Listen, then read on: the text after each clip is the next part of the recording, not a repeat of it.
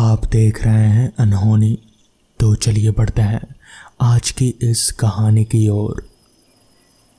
जैसे जैसे रात गहरी होती गई, पूरा माहौल भूतिया सा लगने लगा, जिसका कारण था कई चीज़ों का एक साथ होना।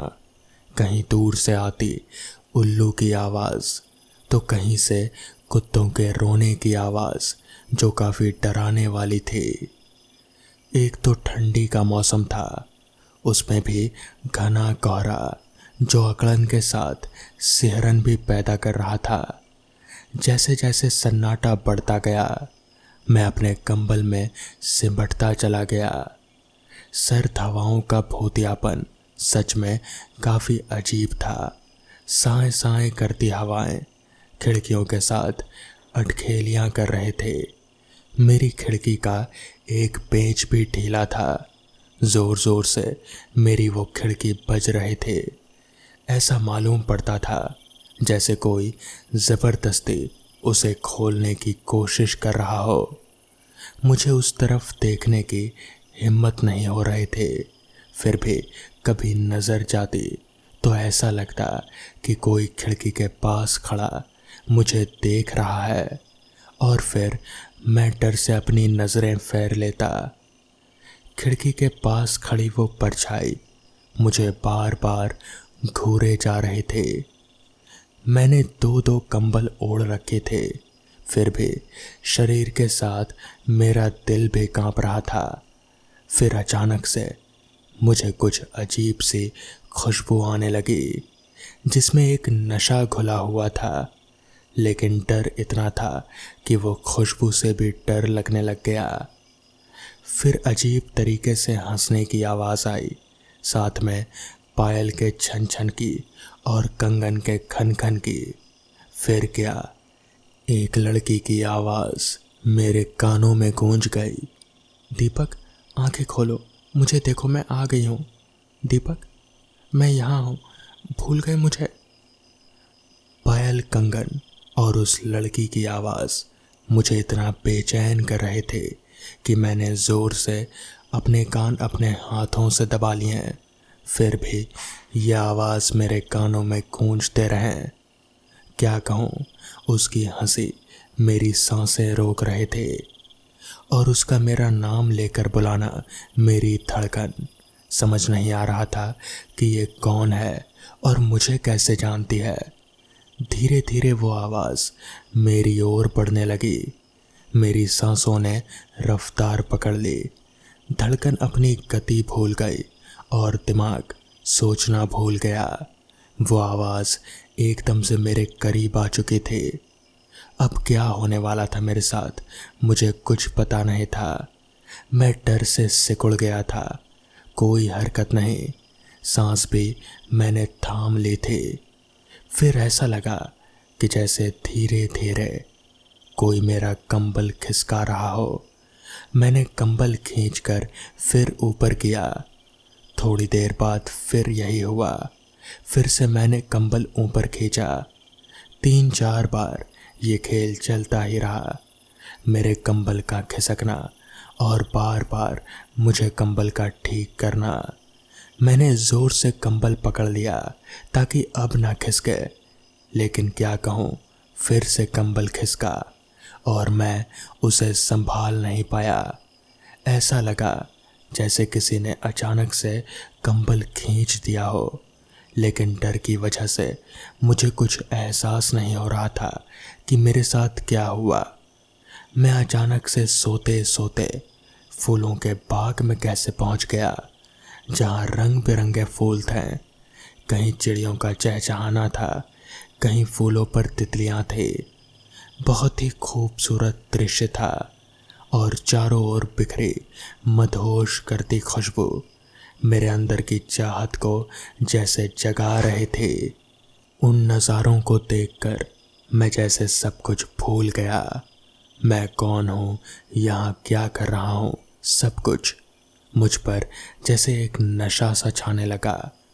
हवाओं ने संगीत का राग छेड़ा, दिल में सितार बजने लगे। ऐसा लगा कि जैसे किसी ने तार छेड़ दिए हों। फिर दिखाई दी एक खूबसूरत सी लड़की। मैंने एक गहरी निगाह उस पर डाली। बहुत ही सुंदर थी वो मुझे एकदम से बेकाबू कर रहे थे। आंखें नीली, बिल्कुल झील जैसी, जिसमें डूब जाने का मन हो। उसके होंठ जैसे नशीली शराब, जिसे पी जाने का मन हो। उसे देख मुझ पर मदहोशी का ऐसा नशा चढ़ा कि मैं खुद को ही भूल गया। वो बस मुझे देखे जा रहे थे, मैं भी बस उसे ही देखे जा रहा था। मैं उसे गहरी निगाह से घूरे जा रहा था। वो धीरे धीरे मेरे पास आई और मैं आंखों पर हाथ रखा। मैंने जैसे ही हाथ हटाया कि उसका खूबसूरत चेहरा एकदम से भयानक हो गया, जैसे मैं किसी सड़ी लाश को देख रहा हूँ। फूलों के बाग गायब हो गए, चारों ओर डरावनी चीजें नजर आने लगी और वो लड़की जो चुड़ैल में तब्दील हो चुकी थी, उसने मुझे अपनी बाह में जोर से कस लिया। मेरी सांसें थमने लगी। मैं उससे अपने आप को छुड़ाने की पूरी कोशिश कर रहा था और तभी अचानक मैं जोर से चीख पड़ा। जब आंख खोली तो मैंने खुद को अपने बिस्तर पर पाया। लंबी लंबी सांसें, धड़कन की रफ्तार का कुछ अता पता नहीं। इतनी ठंड में भी मैं पसीने से भीग गया था। कुछ देर तक एक पुतले की तरह पड़ा रहा, जैसे कि पूरे बदन को लकवा मार गया हो। जब सब कुछ सामान्य हुआ तो मेरे अंदर बेचैनी सी होने लगी। मैं सोच रहा था कि वो कैसा सपना था, बहुत अजीब। मैं उस सपने के बारे में सोच ही रहा था कि किसी ने दरवाजे पर पीटने की आवाज़ आई। मैं अचानक से चौंक पड़ा। मैंने लड़खड़ाती आवाज़ में पूछा, कौन? तो बाहर से आवाज़ आई, कब तक सोता रहेगा और ये डरी डरी आवाज़ में क्यों बोल रहा है? तबीयत तो ठीक है? मैंने कहा, हाँ ठीक है। दरअसल ये माँ थी। सुबह हो गई थी। मैं बाहर आया। बाहर सब कुछ नॉर्मल था, लेकिन मेरे मन में तो जैसे युद्ध चल रहा था। वो खूबसूरत लड़की और फिर चुड़ैल, यही सब दिमाग में चल रहा था। मैं सपने को भुलाना चाहता था, लेकिन भूल नहीं पा रहा था। जैसे मैं खुद ही में उलझा पड़ा था। लेकिन कॉलेज भी जाना था। आज टूर पर जाने वाले थे, तो मैं बिना किसी उलझन में पड़े सीधा कॉलेज के लिए चल दिया। सब बस में सवार हो गए। बस चल पड़ी। 5 घंटे के लंबे सफ़र के बाद हम अपनी डेस्टिनेशन तक पहुंच चुके थे। हम बस से बाहर आ गए। क्या लोकेशन था! दूर दूर तक फैले खूबसूरत पर्वत, बीच बीच में फूलों की वादियाँ, क्या ही कहना। मैं अपने दोस्तों को छोड़कर अलग चला गया। मैं फूलों को देखने लगा। उसकी खुशबू मेरे चित्त को आकर्षित कर रहे थे। मुझे ऐसा लगा कि शायद मैं पहले भी यहाँ आ चुका हूँ। कुछ समझ में नहीं आ रहा था। तभी याद आया वो रात वाला सपना। मैं वहाँ से निकलने ही वाला था कि तभी एक खुशबू ने मुझे बेसुध कर दिया। फिर एक लड़की की नशीली आवाज़ सुनाई दी। वो आवाज़ मुझे वशीभूत कर रहे थे। मैं उस आवाज़ की जादू में खींचता उसके पीछे पीछे अंदर जाने लगा। आवाज़ ने मुझे पूरी तरह से अपने काबू में कर लिया। अंदर आ जाओ, यहाँ देखो, मैं यहाँ हूँ, यहाँ आओ। मैं इस आवाज़ के पीछे खींचता चला गया। खुद का वजूद खोकर मैं उस आवाज़ के वजूद को खोजने जा रहा था। दिल और दिमाग ने सोचना बंद कर दिया था। वो आवाज़ जैसे मुझे अब कंट्रोल कर रहे थे। फिर दिखी वही खूबसूरत लड़की, बिल्कुल सपने वाली। उससे आती खुशबू ने मेरे सांसों पर जादू चलाना शुरू किया। अब हम दोनों महज 5 कदमों की दूरी पर थे। उसने मुझे कातिल निगाहों से देखा। मैं उसके खंजर की तरह निगाहों से घायल हो जाना चाहता था। मेरे अंदर फिर वही नशा छाने लगा। उसने फिर हल्की सी स्माइल दी और अपना सिर दूसरी दिशा में घुमा लिया। मैं मंद कदमों से उसकी तरफ आगे बढ़ने लगा। अब मैं उसके बिल्कुल करीब था। उसके जिस्म की गर्मी मुझे महसूस होने लगी। मैंने उसे छूने के लिए अपना हाथ आगे बढ़ाया, लेकिन जब तक मैं उसको छूता वो रेत की तरह बिखर गई। मैं उसे इधर उधर देखने लगा, लेकिन वो मुझे दिखी ही नहीं। मैं 2-4 कदम आगे बढ़ा। वो मुझे एक पेड़ के पास छिपी हुई दिखाई दी। मैं उसकी तरफ बढ़ने लगा। वो पेड़ से हटकर थोड़ा और आगे चली गई। मैं भी उसके पीछे चला। वो एक जगह जाकर रुक गई। मैं नशे में बस उसकी तरफ उसे छूने के इरादे से चलता जा रहा था। मैं अब उसके करीब पहुंच चुका था। महज 3 कदम की ही दूरी पर था। मैंने अपना कदम आगे बढ़ाया ही था कि किसी ने मुझे पीछे जोर से खींचा। मैं लड़खड़ाता हुआ पीछे गिर पड़ा। ये मेरा दोस्त था। मैंने अपने आसपास नज़र घुमाई। वहाँ कोई फूल का बाग नहीं था, बल्कि मैं अब एक पुराने खंडर के पास स्थित खाई के बिल्कुल नज़दीक खड़ा था। इतना नज़दीक कि अगर मुझ पर किसी ने पीछे से खींचा ना होता तो मैं खाई में चला जाता। फिर ना तो मेरा अता पता चलता और शायद ना ही मेरी लाश भी मिलती। मुझे इतना डर लगा कि मैं कांपने लगा। मेरे दोस्त ने मुझे लाकर बस में बिठा दिया। फिर हम वापस आ गए। अब मेरे साथ रोज़ ऐसी ही घटनाएं होने लगी। कहीं जाता तो बस मुझे वो ही लड़की दिखाई देती। कॉलेज जाने से भी अब डर लगने लगा, क्योंकि निकलता तो मैं कॉलेज जाने के लिए ही था, मगर पता नहीं मैं कहाँ खो जाता। ऐसा लगता कि जैसे वो लड़की मुझे बार बार अपनी ही तरफ खींच रही हो। मैं हरदम एक अलग ही दुनिया में खोया रहता। जब उस दुनिया से बाहर आता तो बहुत डरता। हद तो तब हो गई जब वो लड़की मुझे हर जगह दिखाई देने लगी। हर लड़की में वही लड़की दिखती। ये तो कुछ नहीं, यहाँ तक कि मेरे घर वालों में भी वही अनजान लड़की दिखाई देने लगी। अब मैंने खुद को एक कमरे में बंद कर लिया था, फिर भी वो दिखती ही रहती। कभी मेरे बगल में खड़ी मुझे घूर रही होती, तो कभी दीवार पर दिखती, तो कभी पंखे से लटकी हुई मिलती। मुझे अब अपने कमरे में भी जाने से डर लगने लगा। मम्मी पापा बहुत परेशान थे। उन्होंने मेरा कमरा भी बदल दिया, लेकिन कुछ बदलाव नहीं हुआ। मेरी मम्मी चिंता के मारे खुद ही बीमार पड़ने लगी। रात रात भर मेरे पास ही बैठी रहती ताकि मैं आराम से सो सकूं। पापा को कुछ समझ नहीं आ रहा था कि क्या करें। ऊपर से दिन पर दिन मेरी तबीयत बिगड़ती जा रहे थे। मैंने खाना छोड़ दिया था। खाने में भी उसका ही चेहरा दिखने लगा।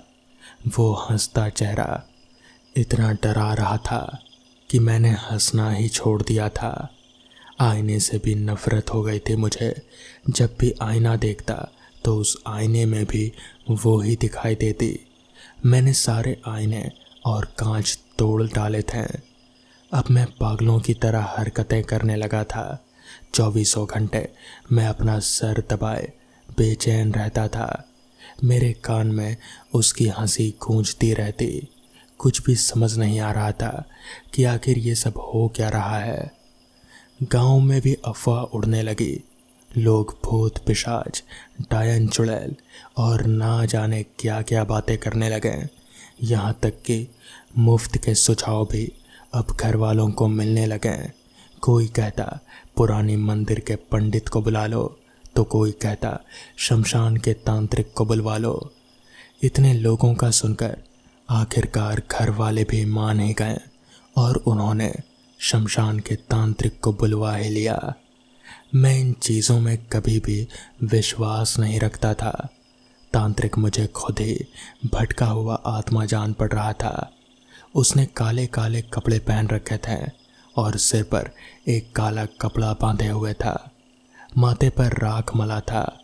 उसके हाथ में मोर पंख से बना झाड़ू था।